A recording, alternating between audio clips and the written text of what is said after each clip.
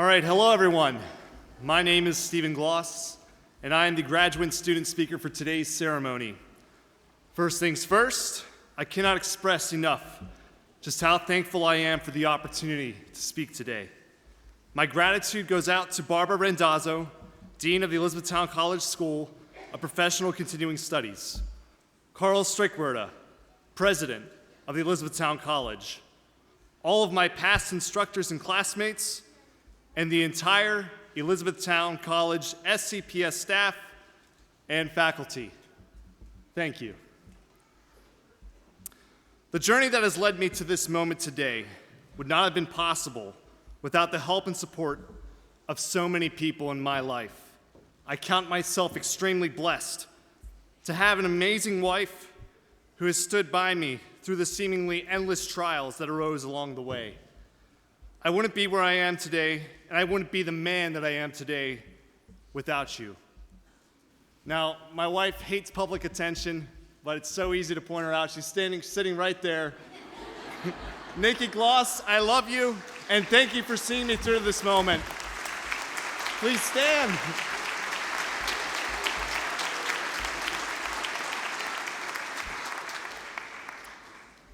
See, 8 years ago, I had the honor and privilege of standing on this very stage to give a speech for the Elizabethtown Area High School 2009 graduating class baccalaureate service. At the time, I must admit that I was somewhat disappointed that my speech was not selected for the main graduation ceremony. But in retrospect, I am utterly humbled and awestruck at this moment of deja vu. The opportunity to reflect and ponder on the path that brought me back to this same podium. Unfortunately, I don't have a copy of the speech I gave 8 years ago, nor do I even have a recording. But I can, with vivid clarity, remember the dominating purpose of my speech. My speech that night earnestly beckoned my audience to consider the gravity of time and its influence in our lives. I can remember calculating to the very second just how much time had elapsed in my life, and I delivered that calculation to my audience so as to stir a sense of marvel amongst the room. Isn't it amazing just how fast time passes us by? As a young man standing on that stage, I didn't have a clue as to what life would have in store for me. As a junior in high school, I decided to join the United States Army. But outside of that decision, my future was fraught with much uncertainty.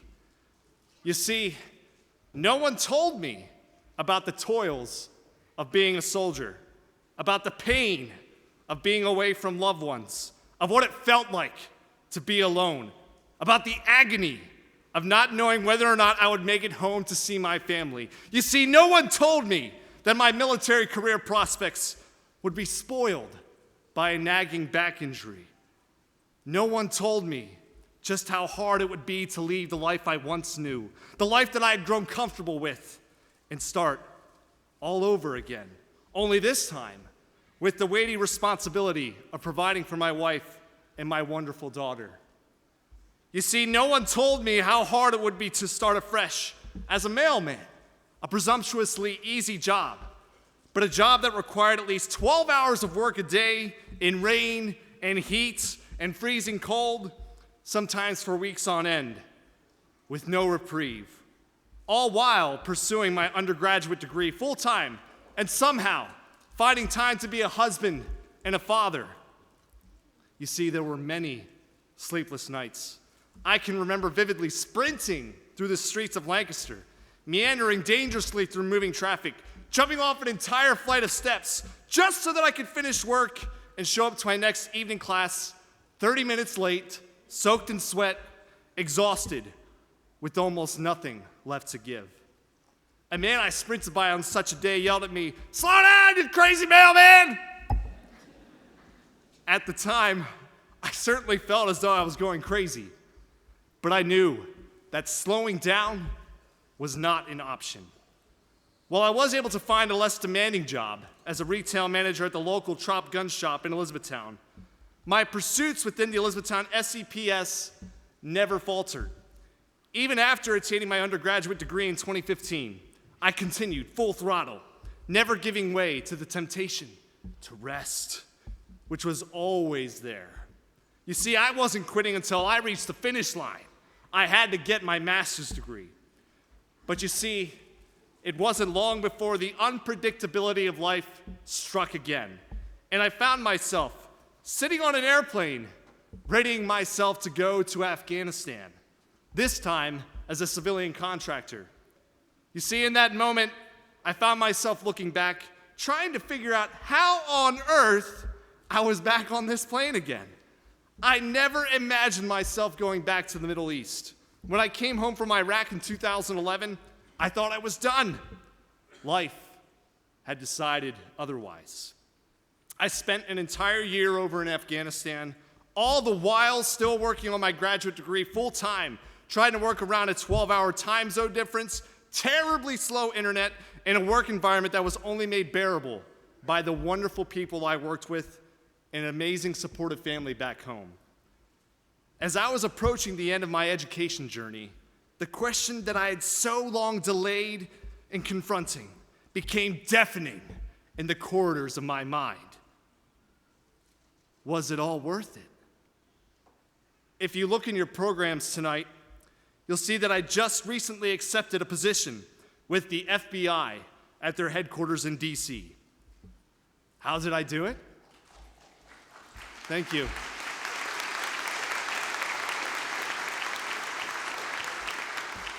You might ask how I did it.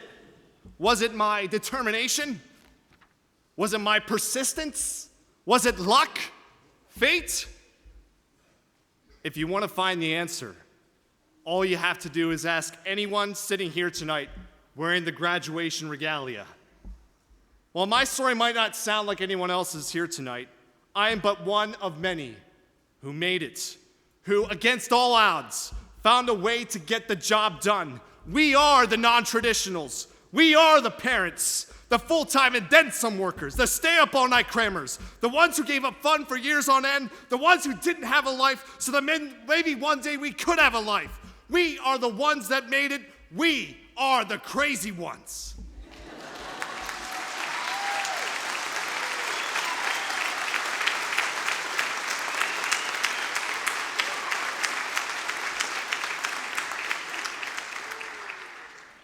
While what we have accomplished is astounding, I regret to remind everyone that tonight is really just the start of a new journey.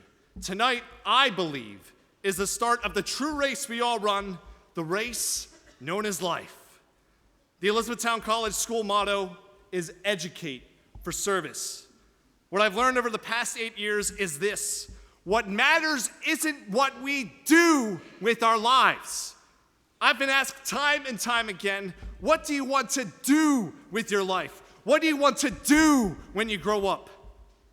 Until recently, I didn't have an answer. I didn't know. But what I've come to learn is this: what really matters is why we do what we do and the attitude we go about doing it. So whether it's being a soldier, or it's a mailman, a store manager, a drone pilot, a teacher, a doctor, a garbage man, or working for the FBI, whatever it is we find ourselves doing with our lives, do it with purpose and do it with the heart of service. True satisfaction in life comes when we live not for ourselves, but for others.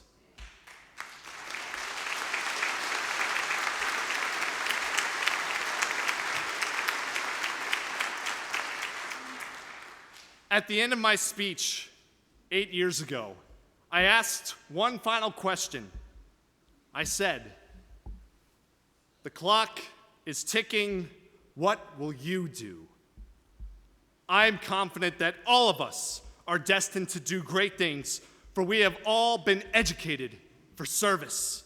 And there are few things greater in this life than serving your fellow man. Congratulations to the Elizabethtown College SCPS class of 2017. We are the crazy ones. Now go and live like crazy.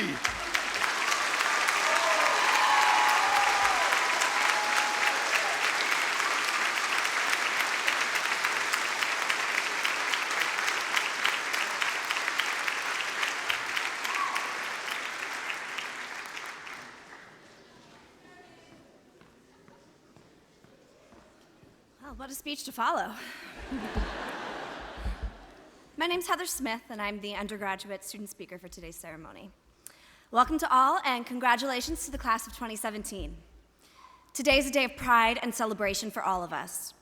Reaching this goal is not only a testament to our hard work and dedication, but also to the family and friends who supported and encouraged us as we work towards this milestone. I know that without the support and inspiration from my family, I wouldn't be able to claim this accomplishment. To my siblings, who are a constant source of inspiration and respite, thank you. And my parents, who always told me I could do it, I finally believe you. I'm especially grateful for the support of my husband, who was subject to the hysterics that only planning a wedding, being a mildly obsessive dog mom, working full-time, and being a professional procrastinator can produce. Andrew, I can't thank you enough for your endless patience and love. Classmates, can we please take a moment to show our gratitude to those who supported us by giving them a round of applause?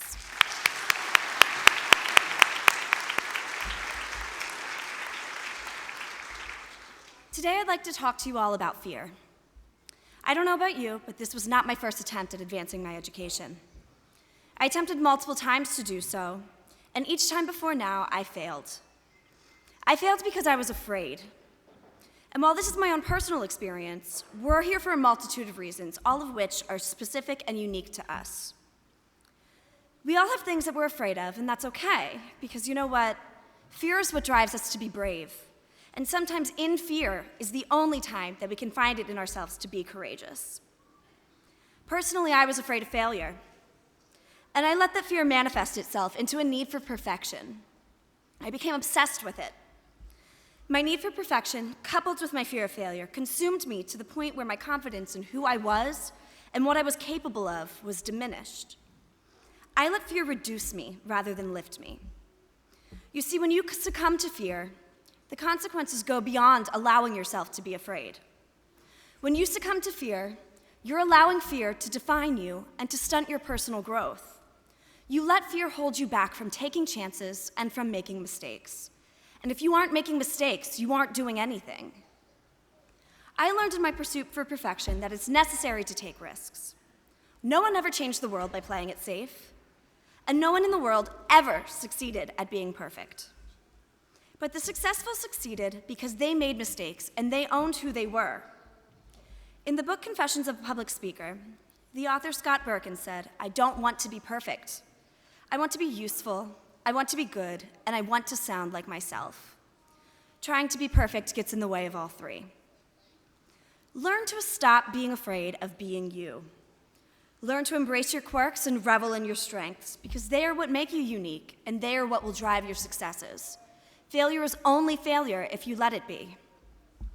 I think I can speak for my fellow classmates when I say that I'm thankful for the experiences that I was granted through the Elizabethtown College School of Continuing and Professional Studies. In this program, we were exposed to countless worldviews. We were taught to approach new information with an analytical curiosity. We learned about the world, and the more we do that, the more we can responsibly be active participants in it. Fearing the unknown in the world, whether the unknown is ideas, technology, places, or people, does nothing but a disservice to us as a society. The more we learn about what we don't know, the less we have to be afraid of. While we as humans have an innate tendency to focus on our differences, we should not allow those differences to define us and to define the way that we operate with each other. We have more in common with each other than we don't, and by focusing on our differences, we're avoiding the opportunity for understanding and kindness. I know that kindness and understanding are something that I was granted by the faculty, administration, and my fellow students in this program, something I would like to thank all of you for. Without that, I don't know that any of us would be accepting our diplomas today. On this day, traditional graduates often hear, "Today is the first day of the rest of your lives." But for us as adult learners, we've already started our lives. Many of us aren't only students, but we're workers, spouses, parents, soldiers, volunteers, coaches, among so many other roles. And in these roles, we have both the capacity and the responsibility to warrant change. So I'd like to end my speech with a call to action. Do something. Make something. Be something. Accepting this diploma does not have to be the end of your journey. Embrace what you're afraid of and conquer it. Your future is yours to write. Thank you, and congratulations to the class of 2017.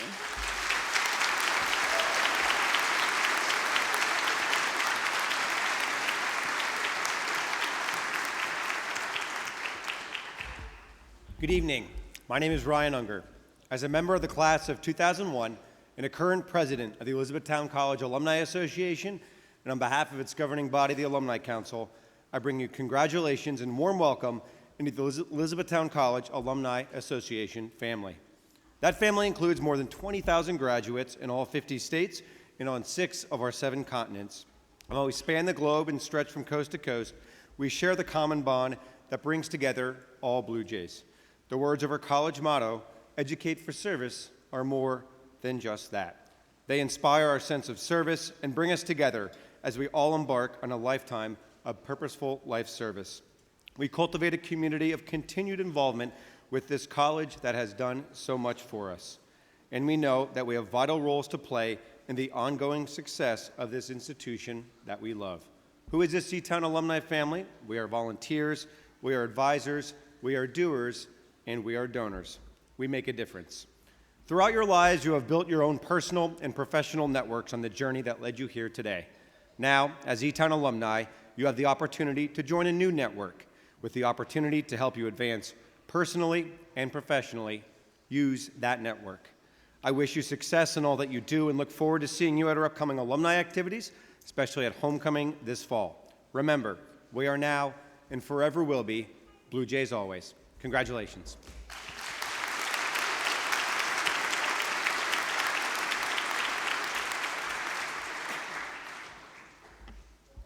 On behalf of the School of Continuing and Professional Studies, its staff and faculty, and on behalf of all of the offices across the campus that support the school's activities, I offer you congratulations to the Elizabethtown College Class of 2017. We have enjoyed having you as part of our community, and we know that you will move on from here and continue to grow intellectually, professionally, and personally. We will always remember you, we will always root for you, and we will always be very, very proud of you. Please keep in touch and let us know about your milestones and achievements. Thank you for being a strong and impressive representation of Elizabethtown College in the world. After the commencement ceremony concludes, please join us outside of Leffler Chapel for a continuing reception and celebration of your graduation. Please stand for your alma mater.